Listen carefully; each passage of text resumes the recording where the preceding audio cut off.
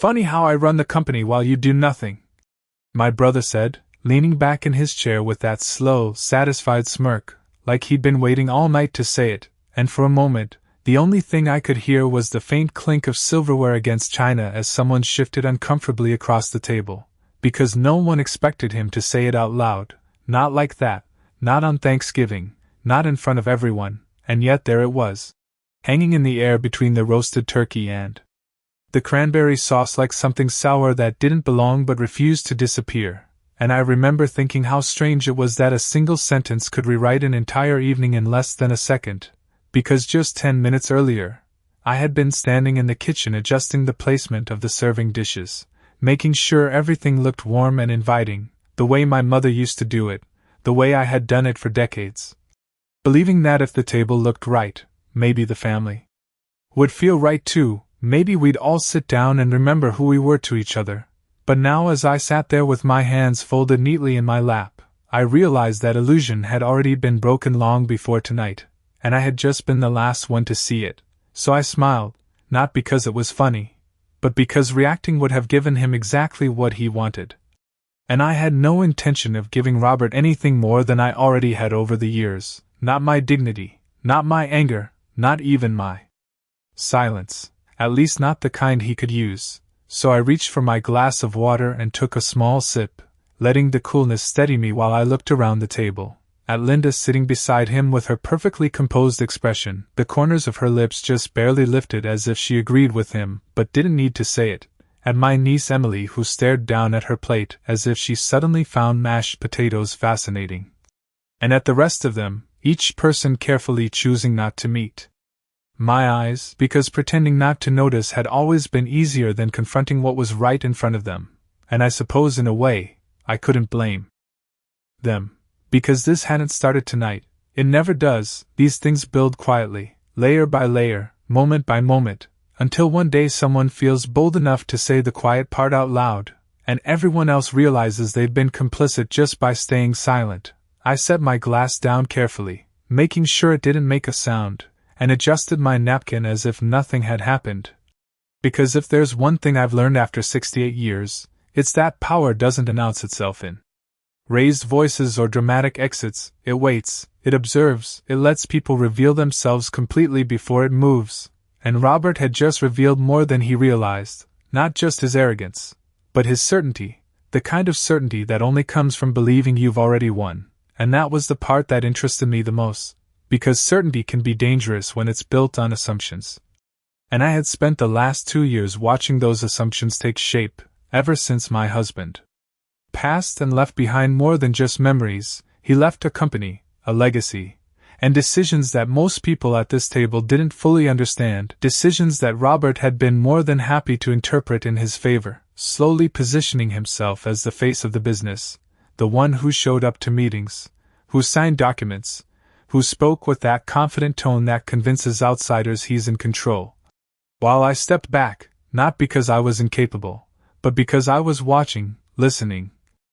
letting him believe that stepping forward meant taking ownership, when in reality, it only meant taking responsibility, and those are two very different things. But of course, from the outside, it probably looked exactly the way he described it, him running the company, me doing nothing. And I suppose I allowed that narrative to exist for longer than I should have.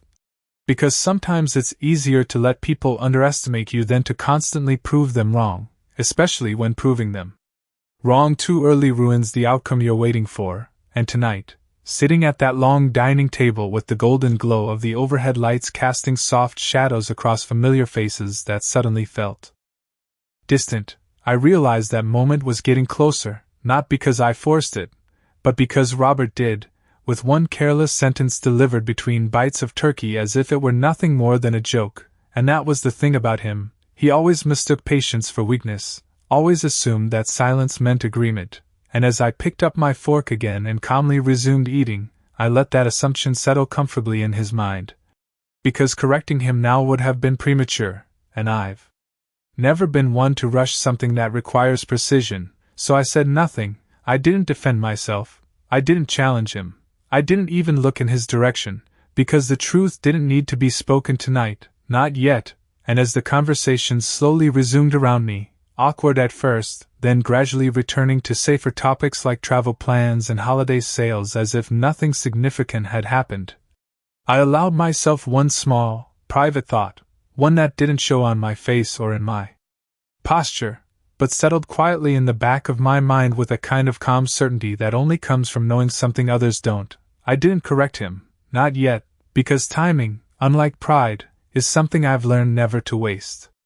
I stayed at the table longer than I needed to, not because I was enjoying the evening, but because leaving too soon would have turned his comment into something larger than it deserved in that moment, and I had no intention of giving it that kind of importance, so I listened as the conversation drifted into safe, predictable territory: travel plans, rising prices. Someone mentioning how crowded the malls had been the day before, all of it carefully chosen topics that required no emotional investment, and no honesty, the kind of conversations families have when they are more interested in avoiding tension than addressing it, and I watched how easily everyone adjusted, how quickly they pretended nothing had happened, as if a single cruel sentence could simply be absorbed into the background noise of the evening, and perhaps for them it could, because it was not directed at them, it did not challenge their place at the table. It did not force them to reconsider their own roles in what had been slowly unfolding over the past few years. But for me, it settled differently, not as a wound, but as confirmation, a quiet validation of something I had been observing for a long time, something that had started so subtly I almost dismissed it at first: small changes in tone, in language, in the way decisions were made without my input, in the way my opinions were acknowledged politely but never acted upon, and at the center of it all was Robert. Stepping forward with increasing confidence, filling spaces that had once belonged to someone else, spaces that had not been offered to him as much as they had been assumed, and I remember the first time I noticed it clearly, it was not during a dramatic confrontation or a major decision, it was something much smaller, almost insignificant on the surface, a meeting about quarterly projections where he spoke over me twice. Not aggressively, not in a way that would have drawn attention, but just enough to redirect the conversation, and I let it happen, partly because I was still adjusting to everything after my husband passed, and partly because I wanted to see how far he would go if I did not stop him, and it turns out, he was willing to go very far, especially once Linda began to reinforce that shift, always with a smile. Always with a tone that sounded supportive on the surface but carried a subtle implication underneath, that things were changing, that the company needed new energy, new direction, that perhaps it was time for me to step back and enjoy a quieter role. Phrases like that delivered gently, repeatedly, until they started to sound reasonable even when they were not, and I allowed it, not because I agreed, but because resistance at that stage would have created conflict without clarity, and I have never been interested in winning arguments, only in understanding outcomes. And understanding requires patience, the kind of patience that looks like an action to people who only measure contribution by visibility. And as I sat there listening to Robert laugh at something one of the cousins said, his confidence fully intact, his earlier comment already forgotten by him as if it had served its purpose and no longer mattered, I realized how completely he believed in the version of reality he had created, a version where he was in control, where I had faded into the background by choice or by limitation, where the company that my husband and I built over decades had naturally transitioned into his hands simply because he occupied the space more loudly. And there is something almost impressive about that level of certainty, how easily people can convince themselves that presence equals ownership, that activity equals authority. But I have seen enough over the years to know that what appears on the surface is rarely where the real structure lies, especially not in something as carefully constructed as the business my husband left behind. Because he was not a man who left things to chance, he believed in preparation, in contingencies, in making sure that what he built could not be dismantled by ambition alone, and I was part of those conversations, every single one of them, even the ones Robert assumed I had forgotten or never fully understood, and as dessert was brought out and plates were passed around, I noticed the way Linda leaned slightly toward Robert, whispering something that made him smile again, a quieter smile this time, more private, more assured, and it occurred to me that they both believed this evening had reinforced their position. That his comment had gone unchallenged and therefore accepted, that silence had once again worked in their favor, and I almost admired the simplicity of that conclusion, because it made what comes next so much easier. When people believe they are secure, they stop questioning, they stop checking, they stop preparing, and preparation is where the real advantage has always been. So I took another small bite of pie, set my fork down, and allowed myself to sit in that moment just a little longer, not out of obligation, but out of choice, because understanding the full shape of a situation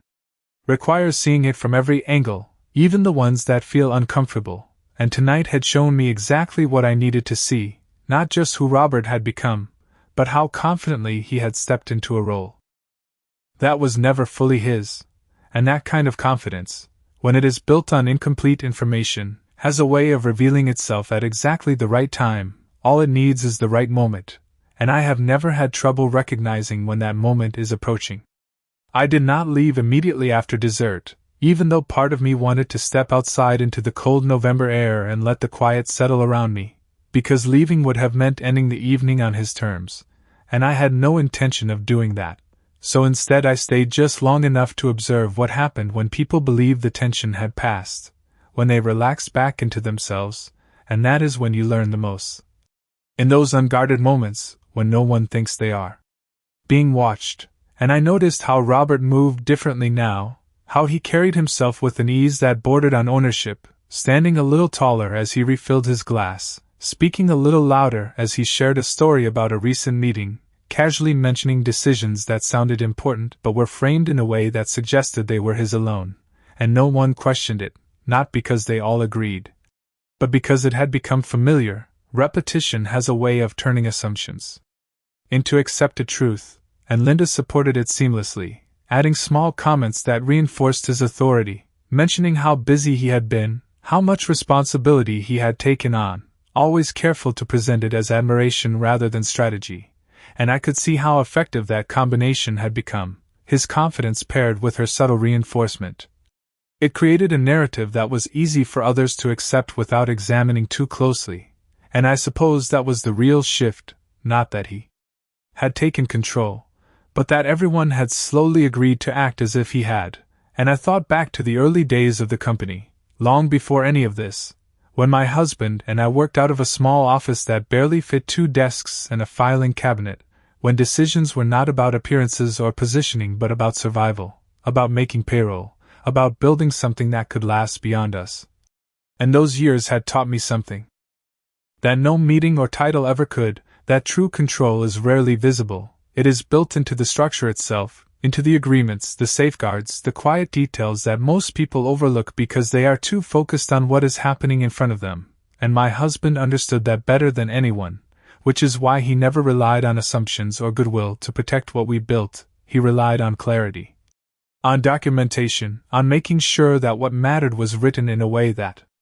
could not be easily reinterpreted, and I was there for all of it, every late-night discussion at the kitchen table, every decision about how ownership would be defined, how authority would be distributed, how the future would be handled if one of us was no longer there to explain it. And that is what Robert never fully understood, not because he was not capable, but because he never asked the right questions.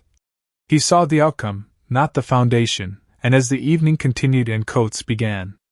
to appear from closets and polite goodbyes were exchanged near the front door, I stood a few steps back, watching as Robert shook hands and accepted compliments about the meal, about the evening, about how well everything had come together, and he accepted it all with that same quiet satisfaction, as if it confirmed something he had already decided was true. And when he finally turned toward me, there was a brief moment where our eyes met. And I saw it clearly, not hostility, not even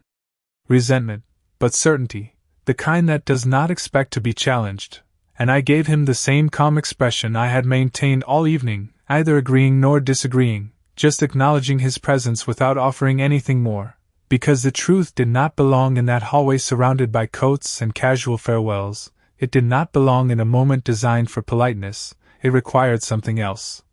something more deliberate. And as I picked up my own coat and slipped it over my shoulders, feeling the familiar weight settle comfortably around me, I realized that everything had aligned exactly as it needed to, not because I planned every detail, but because I allowed it to unfold without interference. And there is a difference between control and timing. Control forces outcomes, timing reveals them. And tonight had revealed enough for me to know that the next step would not require confrontation or raised voices or even explanation. It would require precision, the kind that leaves no room for interpretation. And as I stepped outside and the cold air met my face, sharp and clean,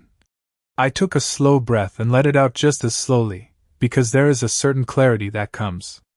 when everything you suspected is finally confirmed, a calm that replaces uncertainty. And as I walked toward my car, hearing the door close behind me and the muffled sounds of the house fading into the background, I knew that what Robert believed to be his strongest position was, in fact, the most fragile, because it depended entirely on a version of reality that had never been fully his to claim.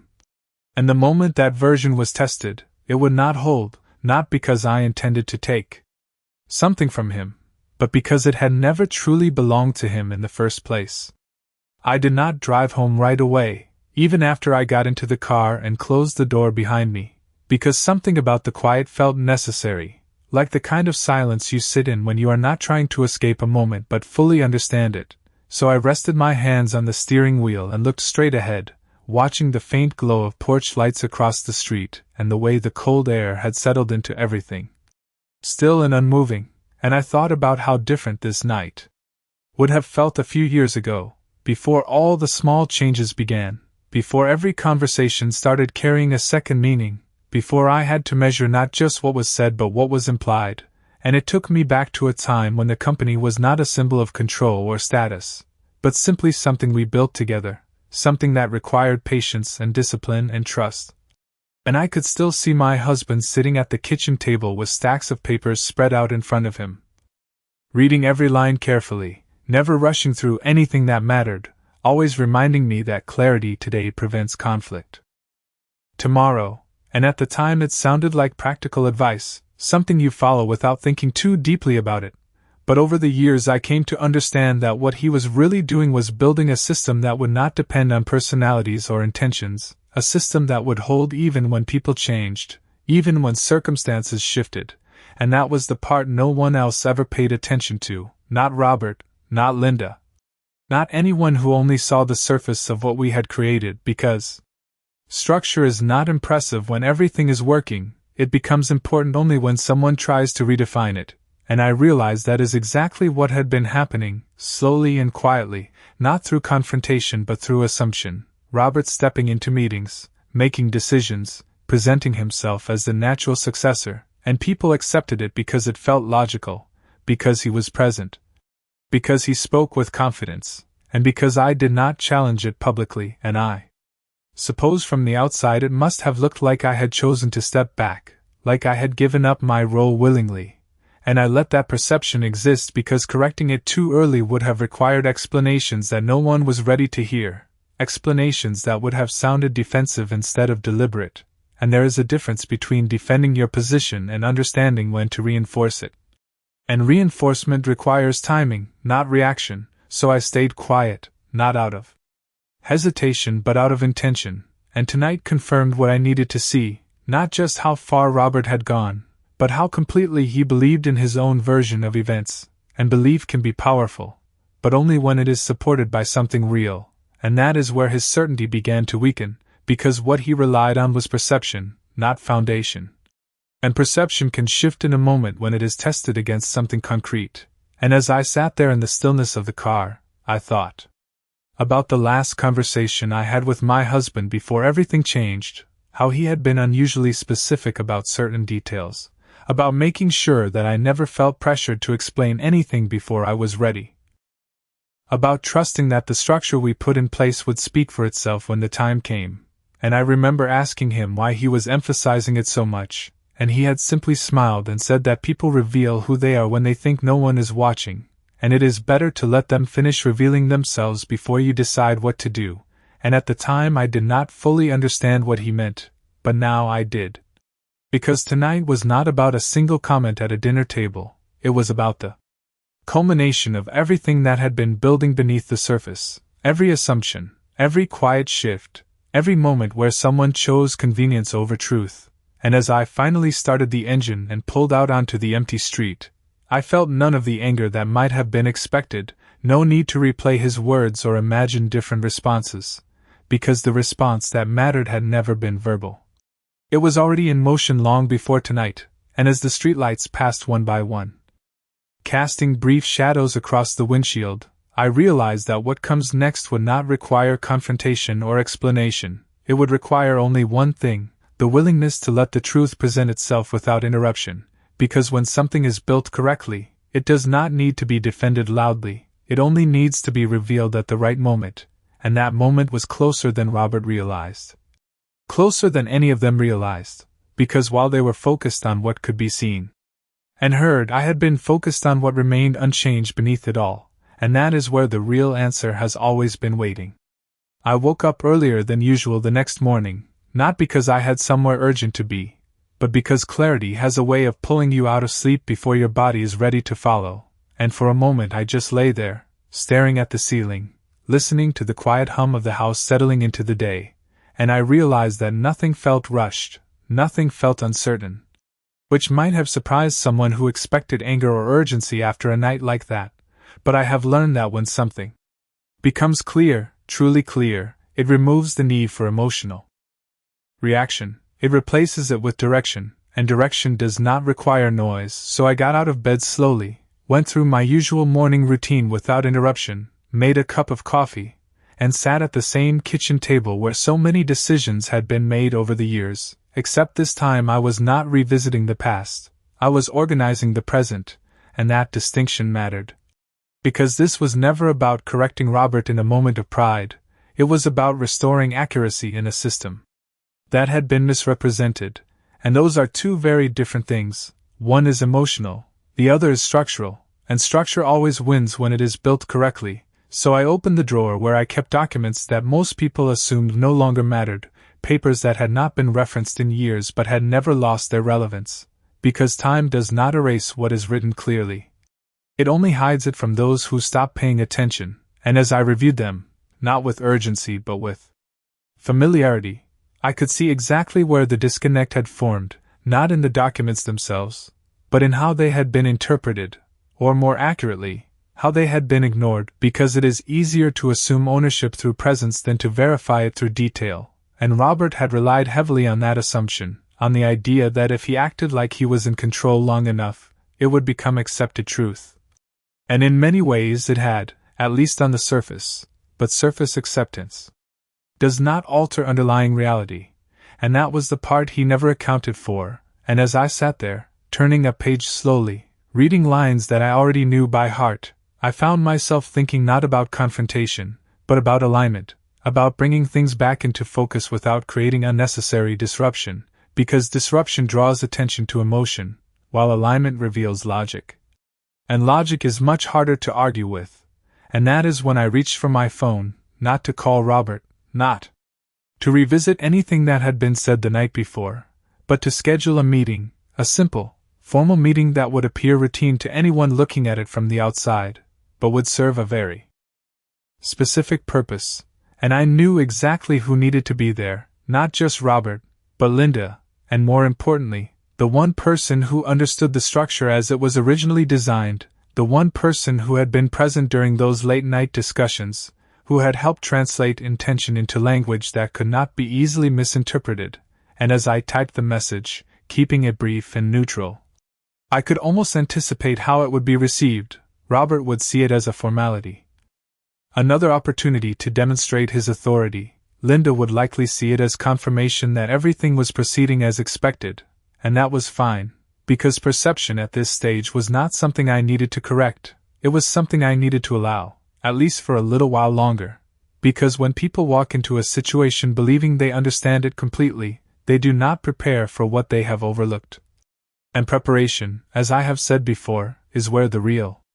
advantage lies. So I sent the message and set the phone down, not waiting for an immediate response, because I already knew there would be one, and instead I took another sip of coffee and looked around the kitchen, at the familiar details that had remained unchanged despite everything else shifting over time, and it occurred to me that stability is not something that disappears, it is something that gets covered up by noise, by assumptions,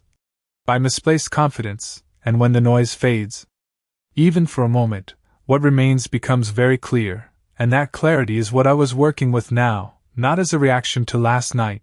but as the next step in a process that had been unfolding quietly for much longer than anyone realized. And as the morning light filtered in through the window, casting a soft glow across the table, I felt something that might have been mistaken for calm, but was actually something more precise than that. It was readiness, the kind that does not rush forward or hold back. It simply moves when the moment arrives, and I could feel that moment approaching, not because of anything dramatic, but because everything had finally aligned in a way that left no room for interpretation. And when that happens, there is only one thing left to do: you let the truth present itself, exactly as it was designed to, without interference, without explanation, and without apology. Robert responded within 10 minutes, which did not surprise me, his message brief and confident, agreeing to the meeting without asking any questions, as if the purpose was already clear to him, and in a way it was, just not in the way he believed. And Linda followed shortly after with a polite confirmation, her tone measured, almost warm, the kind of message that suggests cooperation while quietly reinforcing alignment. And I could picture the two of them discussing it, perhaps over coffee. Perhaps already assuming what would be said and how it would unfold. And that assumption was exactly what I needed to remain undisturbed, because when people think they understand the structure of a situation, they stop looking for anything beyond it, and I had no intention of correcting that perception ahead of time, so I spent the rest of the morning moving through my day as I normally would, not rushing.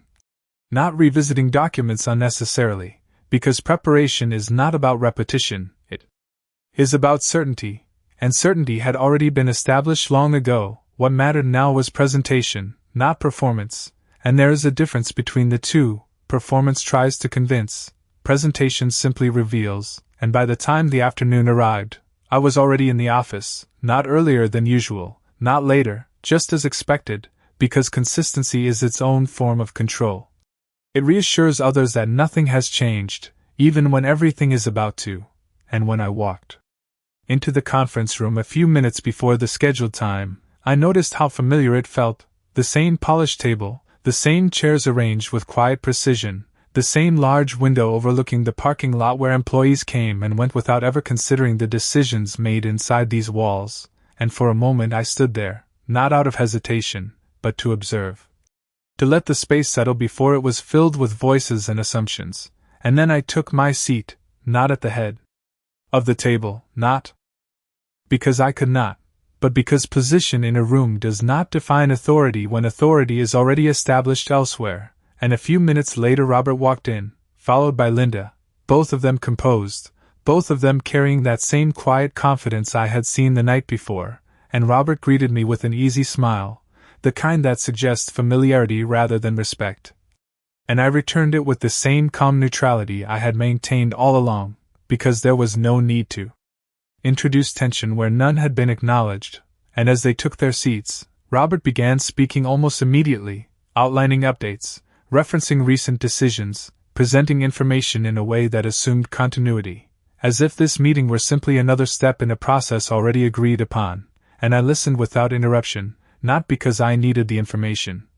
but because allowing him to finish would reveal more than stopping him ever could. And when he was done, he leaned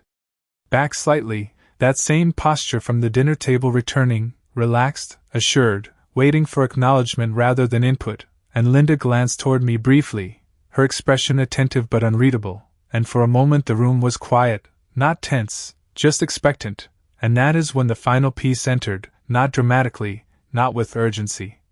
but with the quiet presence of someone who understands exactly why they are there. And as the door opened and he stepped inside, carrying nothing more than a slim folder and years of familiarity with the structure we had built, I saw the shift, not in Robert immediately, but in the space itself, because some people do not need to announce their role for it to be understood. And as he took his seat and offered a brief, professional greeting, I simply nodded, not as a signal, not as a cue, but as acknowledgement that everything was now in place. And Robert, still unaware of the full context, continued to sit with that same easy confidence. That same belief that this was a routine discussion, that whatever came next would reinforce what he already believed to be true, and I allowed that belief to remain intact for just a moment longer, because there is a precise point where certainty becomes vulnerability, where confidence built on assumption begins to falter under clarity, and that point cannot be forced, it has to be reached naturally. And as I folded my hands on the table and looked across at him, not with challenge, not with emotion, but with a steady, quiet focus, I understood that we had arrived exactly where we needed to be, not at the beginning of a conflict, but at the moment where truth no longer needed to be explained, only recognized. No one spoke right away, not even Robert, and that was the first change, subtle but unmistakable, because he was used to filling silence, shaping it into something that worked in his favor. But this silence was different. It did not belong to him, it did not invite him to control it, and as the man across from us opened the folder and placed a single document on the table with deliberate calm, I saw Robert's expression shift just slightly, not into concern, not yet, but into something more attentive, as if he was trying to understand why this moment felt different from the others. And that is the thing about clarity, it does not arrive loudly, it settles into a room and changes the atmosphere before anyone can explain why, and I did not rush to fill that space, I simply let it exist, because this was not a moment that needed framing, it needed recognition, and the document itself was not complicated. Not filled with technical language designed to confuse or overwhelm, it was precise, structured, written with the kind of clarity that removes interpretation rather than invites it, and as he began to explain, not with authority but with quiet certainty, the details unfolded in a way that left very little room for assumption, ownership percentages, decision thresholds, conditions tied to authority. All of it outlined in a manner that reflected not just legal necessity but intentional design, and I could see Robert listening now, truly listening, not preparing his next statement, not waiting for an opportunity to redirect, but absorbing something he had not fully accounted for, and Linda remained still beside him, her expression composed but no longer reinforced by that earlier confidence, because when information shifts from perception to structure, it demands a different kind of attention, and I watched as Robert leaned forward slightly, his posture changing without him realizing it, the ease replaced by focus, the certainty beginning to adjust under the weight of detail. And still I said nothing, because this was never about confrontation. It was about allowing the truth to present itself without interference, and interference often comes in the form of explanation, of trying to guide someone to the conclusion you want them to reach, but I had no interest in guiding anything. The structure we built was designed to stand on its own, and it was doing exactly that, line by line, condition by condition, until the version of reality Robert had been operating under began to separate from the one that actually existed, not dramatically, not in a way that could be argued, but in a quiet, undeniable way that made resistance feel unnecessary. And when the explanation reached its natural pause, the room remained still for a moment, not because there was confusion, but because there was adjustment, and adjustment takes time, especially when it involves letting go of something you believed without question. And Robert finally spoke, not with the same tone he had used the night before, not with that easy confidence, but with something more measured, more careful. Asking for clarification on a point that had already been made clear, not because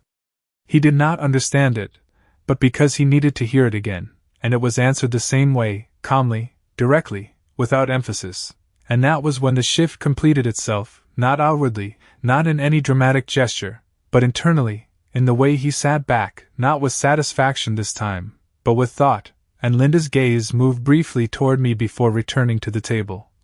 as if she was reassessing something she had previously accepted without question, and I remained exactly where I had been from the beginning, composed, silent, not as a strategy, but as a reflection of what this moment required, because power does not need to be asserted when it is already defined, it simply needs to be acknowledged. And acknowledgement, when it comes, is rarely loud, it is quiet, almost imperceptible, but unmistakable to those who understand what has changed. And as I looked across the table at Robert, I did not see an opponent, I saw someone who had finally reached the edge of assumption and was now facing the structure beneath it, and that is not a moment you interrupt, it is a moment you allow to settle, fully, completely, until there is nothing left to question. The silence that followed was not empty, it was full of realization, full of recalibration, and I could see it most clearly in the way Robert no longer leaned back in his chair but remained slightly forward, his hands now resting on the table instead of casually folded, as if he needed something solid beneath them, and that subtle shift told me everything I needed to know.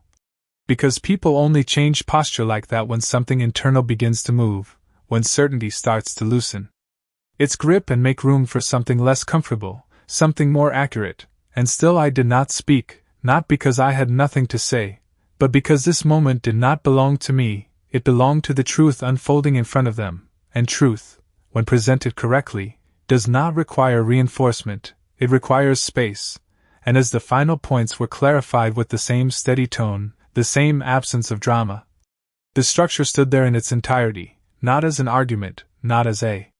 position, but as a fact that had always existed whether acknowledged or not, and I watched as Robert exhaled slowly, almost imperceptibly, as if releasing something he had been holding on to without realizing it, and then he spoke again, this time not to assert, not to redirect, but to confirm, repeating a key detail in his own words, testing it, aligning himself with it, and when it was affirmed without hesitation,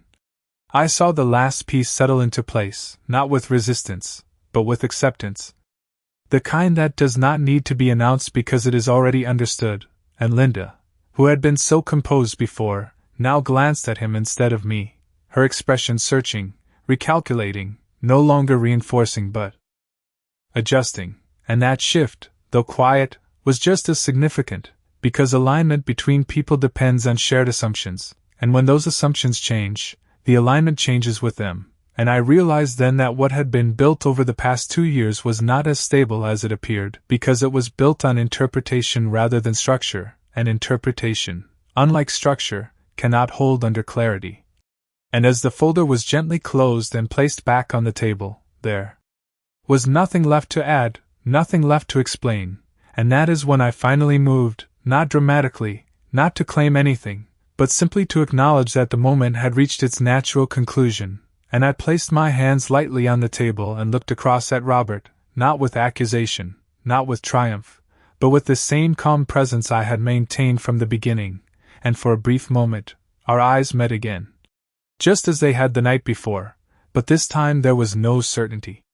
in his expression, only understanding, and understanding, when it arrives honestly, does not need to be forced, it settles quietly, reshaping everything around it without a single raised voice. And I gave him a small nod, not as permission, not as approval, but as recognition that he had reached the point where explanation was no longer necessary, and then I stood, not abruptly, not to signal an ending, but because there was nothing left that required my presence in that room, and as I stepped away from the table, I could feel the shift fully complete, not just in the documents or the conversation, but in the space itself. Because power had not changed hands in that moment, it had simply been seen clearly for the first time, and clarity, once established, does not fade easily, it remains, shaping every decision that follows, and as I walked toward the door, hearing the quiet movement of chairs behind me and the soft sound of papers being gathered, I understood that what happened next would not need to be directed, it would unfold naturally, because once people understand the structure they are part of, they either align with it or step aside, and that choice, unlike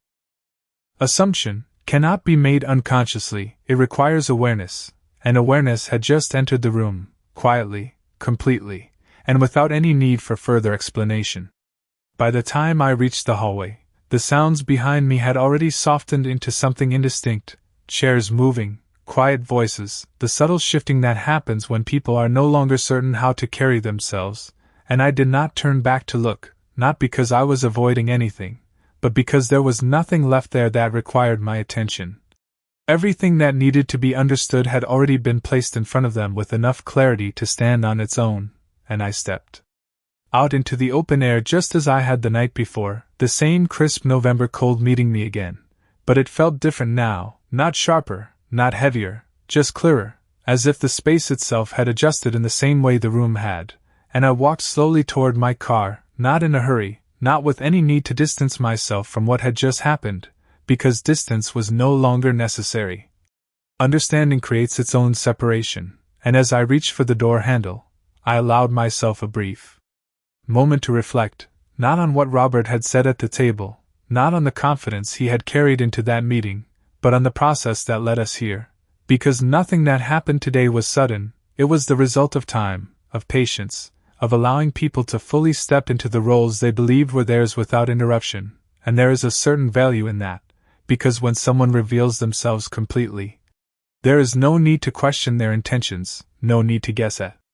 their direction. It is all there, fully visible, and that makes the next step not only easier, but cleaner, free from unnecessary conflict or confusion. And as I sat in the driver's seat and closed the door, I noticed that I was not replaying the meeting in my mind, not analyzing every word or expression, because there was nothing left to analyze. The outcome had been exactly what it needed to be, not dramatic, not emotional, just precise, and precision, when applied correctly, leaves very little behind to revisit, and I started the engine, letting it idle for a moment as I looked out at the building, at the rows of windows reflecting the late afternoon light, and I thought about how many decisions had been made inside those walls, how many conversations had shaped the direction of something that so many people depended on, and it reminded me that what we built was never about control for its own sake, it was about stability. About creating something that could endure changes in people, in circumstances, in perception. And that endurance is not something you see in moments of agreement, it reveals itself in moments of challenge, when assumptions are tested against reality. And today, that test had been completed, not by force, not by argument, but by clarity. And clarity has a way of settling things without leaving room for doubt, and I knew that when Robert left that room, he would not be the same version of himself that had walked in. Not because he had been defeated, but because he had been corrected, and correction, when it is rooted in truth, does not diminish someone, it repositions them, it brings them back into alignment with something larger than their own perspective, and whether he chose to accept that alignment, or resist it would be his decision, not mine, because my role was never to control his actions, it was to ensure that the structure remained intact, and that had already been accomplished. And as I pulled out of the parking lot and merged onto the quiet street, I felt no urgency to follow up, no need to send messages or schedule additional conversations, because everything that needed to be said had already been said in the only way that mattered, through the framework that had been carefully built long before any of this began. And as the road stretched out ahead of me, lined with trees that had already shed most of their leaves, leaving behind bare branches against a pale sky, I realized that there is a kind of strength in letting things settle on their own, in not forcing resolution beyond the moment where it naturally occurs, and that is something I have learned over time, that the most effective actions are often the quietest ones, the ones that do not demand attention but create change all the same. And by the time I reached home and turned off the engine, the day felt complete, not because everything had been resolved in the way people might expect, but because it had been clarified, and clarity, more than anything else, is what allows things to move forward without resistance. And as I stepped out of the car and closed the door behind me, I carried that clarity with me. Not as something I needed to defend or explain, but as something that simply existed, steady and unshaken, exactly as it had been designed to be, and I knew, without any need for confirmation, that what happens next will not require effort, it will require only one thing, time, because when truth is finally seen, it does not fade, it settles, it reshapes, and it remains, whether acknowledged immediately or not, and that, more than anything, is where real power has always lived.